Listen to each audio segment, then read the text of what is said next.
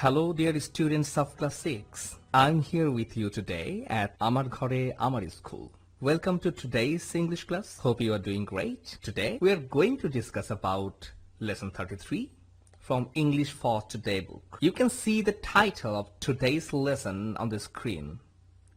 Too much or too little water. After the discussion of today's class, we will be able to, number 1, read and understand texts, and number 2, write short paragraph. Before starting our class, listen carefully what Onik and Aisha are talking about. What's the matter, Onik? You seem disturbed.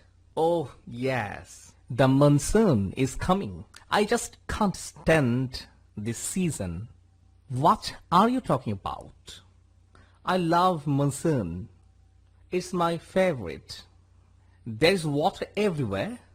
How can it be your favorite? Let me show you some pictures.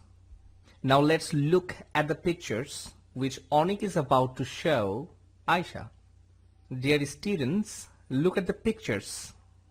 Try to describe these and find out which phenomenon Onik is indicating about.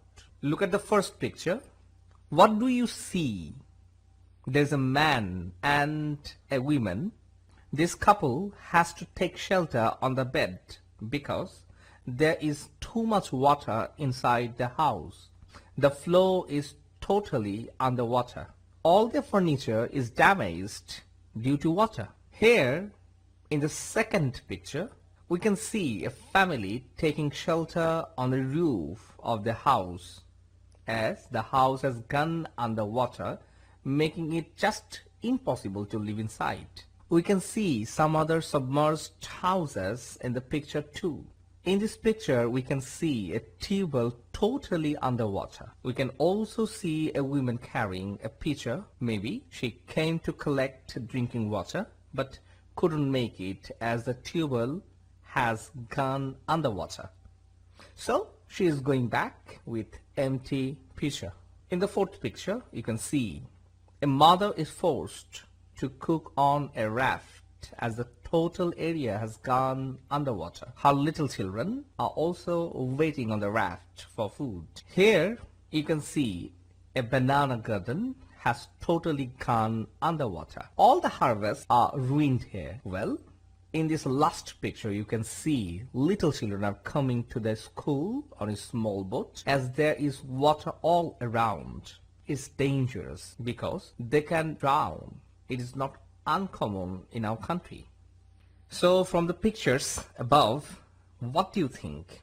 Which phenomenon Onik is indicating about? I guess you know by now.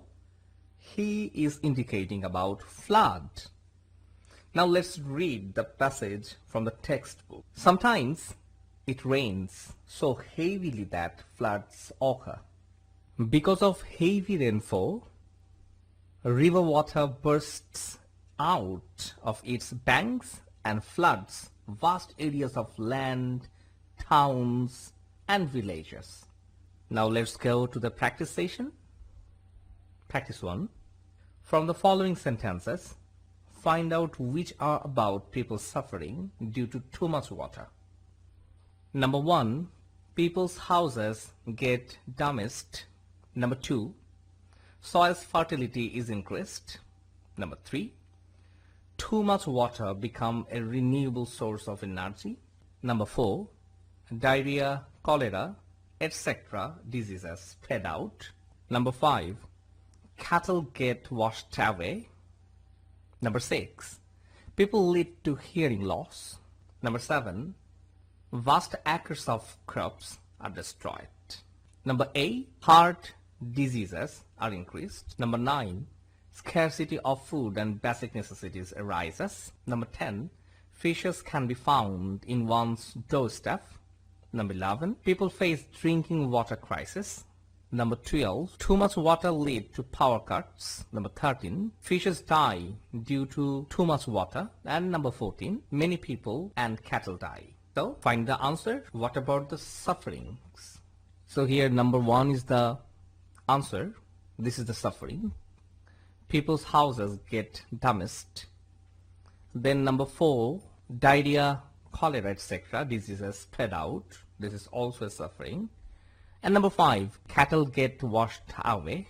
And number 7, vast acres of crops are destroyed. Here number 9, scarcity of food and basic necessities arises. And then number 11, people face drinking water crisis. Then number 12, too much water lead to power cuts. And then number 14, many people and cattle die.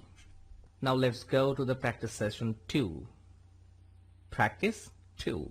What we need to do, we need to fill in the gaps with appropriate words from the box to make sentences. So what are the words? Houses, damages, are, communication, die, spreading, damaged, washed, scarcity, arises. So this is the text. We need to fill in the gaps. Many people and cattle dash. So what can be the answer? Yes, die. Many people and cattle die.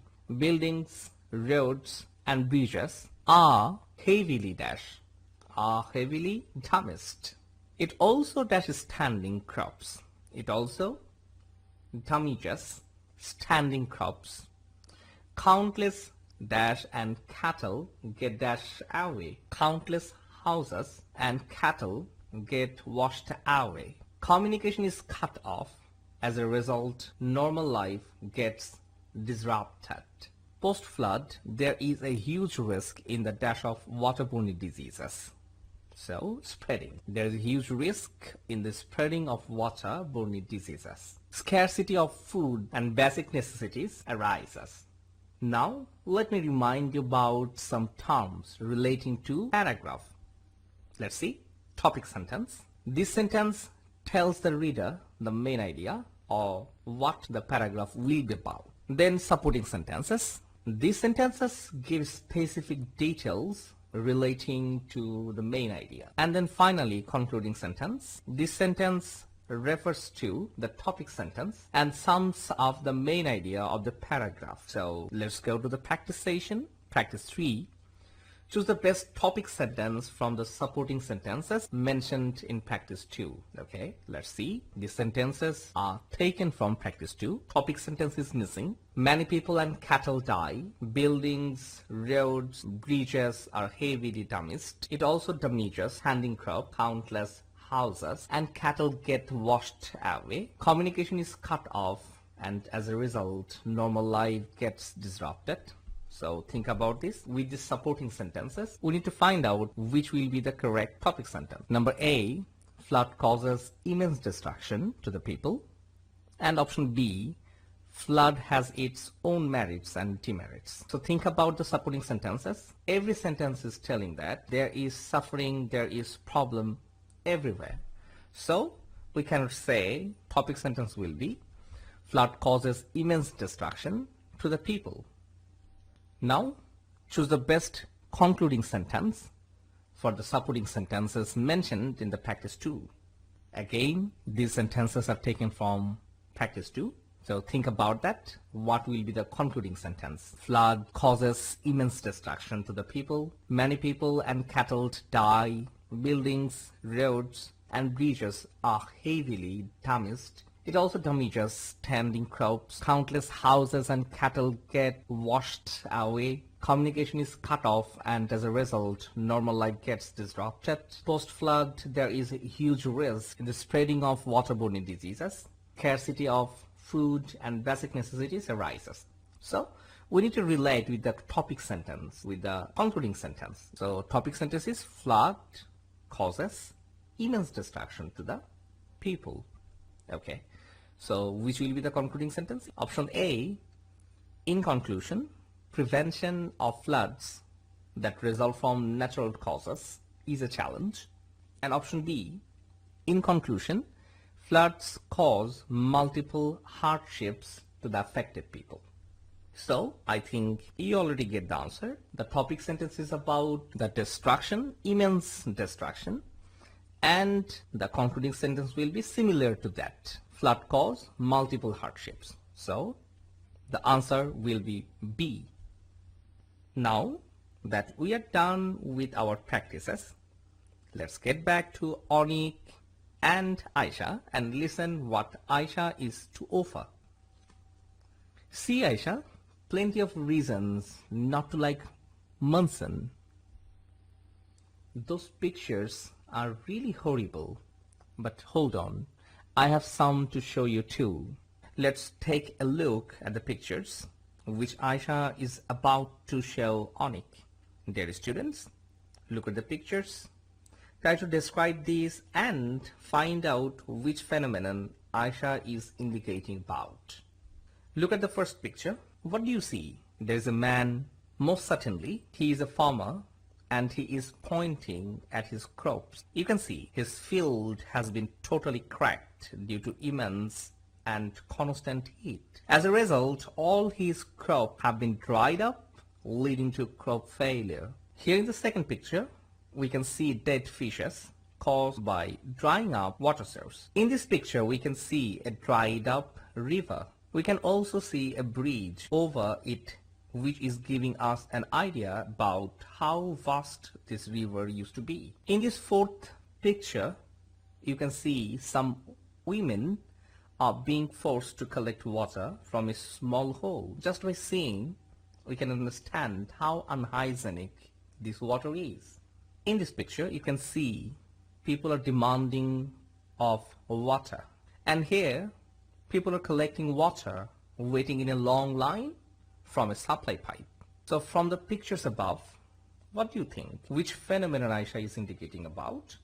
I guess you know by now. She is indicating about shortage of water, or we can say water crisis. Now let's read the passage from the textbook.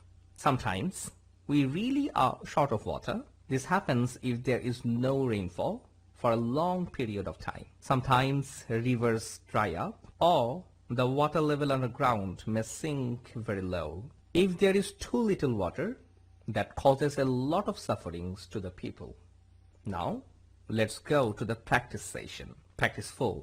What we need to do, we need to combine the following sentences in a logical order to create a clear and concise paragraph. A. So they collect unhygienic water. Number B. In conclusion, too little water or water shortage brings sufferings to human life. C. When safe, clean water run dry. People can't get enough to drink, cook, bath, or wash. Option D. Again, farmers can't grow crops due to water shortage. As a result, people have to starve. Option E. Shortage of water or water scarcity leads to different kinds of hardships to the people. And option F. Thus, waterborne diseases spread out in the area. So, think about it. What will be the correct order? Let's see. The first one will be E. Shortage of water or water scarcity leads to different kinds of hardships to the people. This is the topic sentence of this text. So what will be the next line? When safe, clean water run dry. People can't get enough to drink, cook, bath, or wash. Okay? There is a relationship with scarcity of water with the sufferings. See the next option. A. So they collect unhygienic water because of the shortage of water. So next, thus waterborne diseases spread out in the area. Exactly. For this unhygienic water, waterborne diseases are spreading. See the next. Option D. Again, farmers can't grow crops due to water shortage. As a result, people have to starve. So here the word again, that means we are having another problem with water scarcity. Exactly. So next is in conclusion, too little water or water shortage brings sufferings to human life. So the topic sentence and the concluding sentence, the last line and the first line are interrelated, leads to different kinds of hardships, and last line brings sufferings to human life. Exactly. So this is correct. So let's see it in a concise paragraph. Yes, this is the concise paragraph. Shortage of water or water scarcity leads to different kinds of hardships to the people. When safe, clean water run dry. People can't get enough to drink, cook, bath or wash. So they collect unhygienic water. Thus, waterborne diseases spread out in the area. Again, farmers can't grow crops due to water shortage. As a result, people have to starve. In conclusion, too little water or water shortage brings sufferings to human life. So this is the concise. Okay, next go to the practice 5. What we need to do? We need to fill in the gaps with appropriate words from the box to make sentences. So these are the words: waterborne, shortage, wait, ease, lead, suffer, grow, collect, brings, wash, spread. And this is the text. Shortage of water dash sufferings to people, brings sufferings. In the rural area, farmers cannot dash crops due to water dash. So farmer cannot grow crops due to water shortage. So entire country has to dash from food scarcity, has to suffer. Again, people have to dash water from unhygienic sources, collect water. Due to shortage, they cannot dash themselves properly, wash themselves properly. That's why dash and contagious diseases dash out. Waterborne and contagious diseases spread out. In the city, water crisis during summer dash very common, is very common. Here, during water shortage, people have to dash for the government water supply, have to wait for the government water supply or buy water. Eventually, many people dash to poverty. Eventually, many people lead to poverty. Dear students, so far we have discussed about overflow and shortage of water. So today we have learned about reading and understanding texts, writing short paragraph. Now write down your homework. The homework part, you need to write a short paragraph in 5 sentences on how you can prevent water shortage. Remember, after completing this homework in a separate notebook, you must submit to your English teacher when your school opens. Marks of your homework will be added to your continuous assessment. So, thank you very much. Follow the instructions of government and stay safe. So follow Facebook and YouTube to see the class again. Thank you again from Amar ghore, Amar School. Goodbye.